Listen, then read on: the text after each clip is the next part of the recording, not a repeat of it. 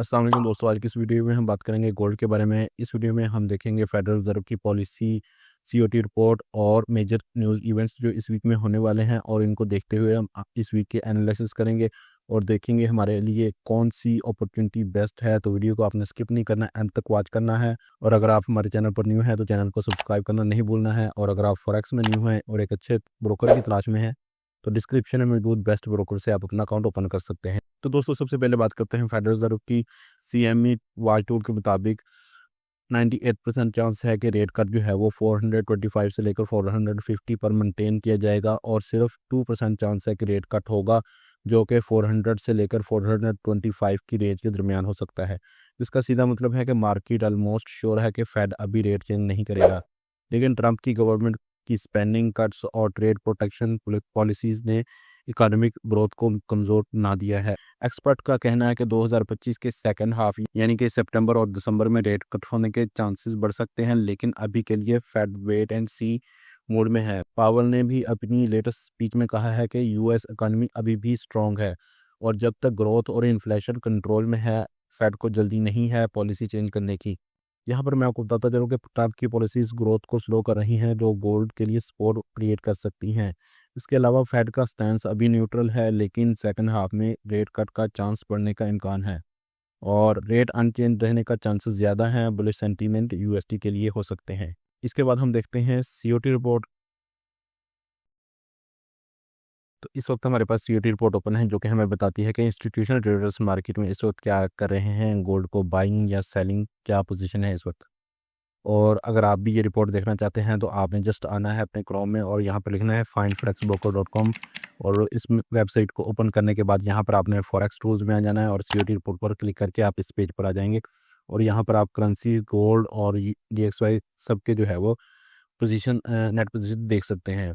तो इस वक्त हमारे पास सीओटी रिपोर्ट ओपन है और आप यहाँ पर देख सकते हैं हमारे पास पोजीशन है इस वीक में डिक्रीज़ हुई हैं, जो कि लास्ट वीक में हमारे पास 243 के थी, लेकिन अब जो है वो 236 के हो चुकी हैं, जिसमें तकरीबन 7 के पोजीशन जो है वो डिक्रीज़ हुई हैं। और यहाँ पर जो है वो हमारे पास एक डिक्लाइनिंग पॉइंट आ रहा है जो कि 261 के से है, और यहाँ पर जो है वो पिछले 2 हफ्तों से जो है मार्केट नीचे आ रही है नेट पोजीशंस में। और गोल्ड भी आपको मालूम ही है ऊपर से जो है अपना हाई को टच करके नीचे आया है, लेकिन अभी जो रिट्रेसमेंट बन रही है इसको हम देखेंगे कि मार्केट जो है वो कहाँ तक आ सकती है गोल्ड की और क्या पोजीशन बन सकती है। तो यहाँ पर अगर हम इसको डीपली देखें तो यहाँ पर शॉर्ट चेंजेस में हमारे पास 200 पोजीशन जो है वो न्यू ओपन हुई है, और लॉन्ग चेंजेस में हमारे पास पिछले 2 वीक में जो है वो तकरीबन 20 के पोजीशन जो है वो क्लोज हो चुकी हैं, जिसका मतलब ये है कि अब जो है हमारे पास गोल्ड की जो बाइंग है वो क्लोज हो रही है पोजीशन। सो इंस्टीट्यूशनल ट्रेडर्स जो है वो गोल्ड की बाइंग क्लोज कर रहे हैं, और इसका मतलब ये है कि अब जो गोल्ड है वो नीचे आने वाला है, लेकिन कहाँ तक आने वाला है ये हमने देखना है, और कहाँ तक हमारे पास ऑर्डर ब्लॉक्स हैं और जहाँ से बाइंग होगी। हम इन चीज़ों को जो है वो चार्ट में डिस्कस करेंगे, और इसके बाद हम देखते हैं कि हमारे पास इस वीक में कौन सी न्यूज़ हैं जो इस गोल्ड को मूव करवा सकती हैं। तो यहाँ पर हमारे पास सबसे पहले मंडे वाले दिन कोर रिटेल सेल्स की न्यूज़ है, और इसके बाद रिटेल सेल्स की न्यूज़ है। ये अगर दोनों न्यूज़ 0.6% है और एक 0.3% है एक्सपेक्टेड, तो अगर ये दोनों न्यूज़ जो है वो पॉजिटिव आती हैं तो गोल्ड जो है वो डाउन साइड मूव कर सकता है, प्रेशर में आ सकता है। और इसके बाद अगर हम फेड की बात करें तो यहाँ पर आपको मालूम ही है कि फेड अगर अनचेंज रहा तो हमारे पास जो गोल्ड है उसकी मूवमेंट जो है वो मिक्स रहेगी, लेकिन अगर एफओएमसी में कोई पावर स्टेटमेंट ऐसी देता है, स्टैंस कोई ऐसा लेता है, तो हमारे पास जो है वो गोल्ड प्रेशर में आ सकता है और यूएसडी जो है वो स्ट्रांग हो सकता है।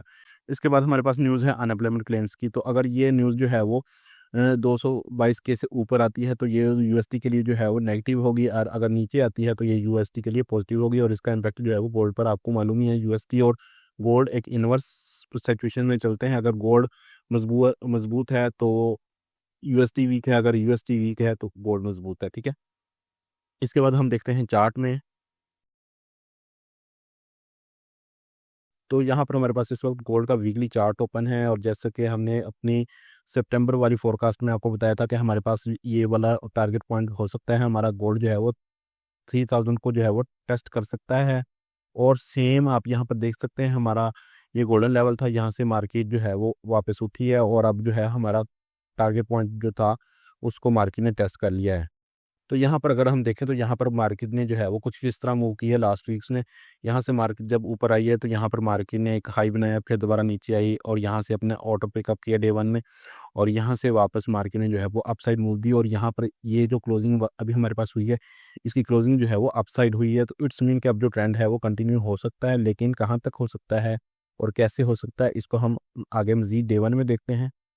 तो यहाँ पर हमारे पास डे वन का चार्ट ओपन है और यहाँ पर आप देख सकते हैं मार्केट ऊपर गई, हाई बनाया और अब जो है वो नीचे आई, और यहाँ से यहाँ पर मौजूद अपने ऑर्डर्स को पिकअप किया, और ऑर्डर पिक करने के बाद मार्केट जो है वो अब वापस ऊपर गई, फिर नीचे आई, और रिट्रेसमेंट करने के बाद मार्केट ने जो है वो अपनी रेजिस्टेंस को ब्रेक कर दिया। अब जो हमारे पास पॉइंट्स हैं वो कुछ इस तरह है कि मार्केट ने जो है अपनी रेजिस्टेंस को ब्रेक कर दिया है, वापस मार्केट नीचे आती है, टेस्ट करती है, या मार्केट जो है अपनी मूव यहाँ तक ले आती है। इसको हम देखते हैं कि हमारे पास इस वक्त फीबो लेवल कहाँ तक आ रहा है। तो फर्स्ट ऑफ ऑल ये चीज़ हम देखते हैं। तो यहाँ पर हमारे पास इस वक्त जो है वो अपना फीबो लेवल ये एरिया बन रहा है। तो यहाँ पर हमारे पास ये गोल्डन जोन है हमारा।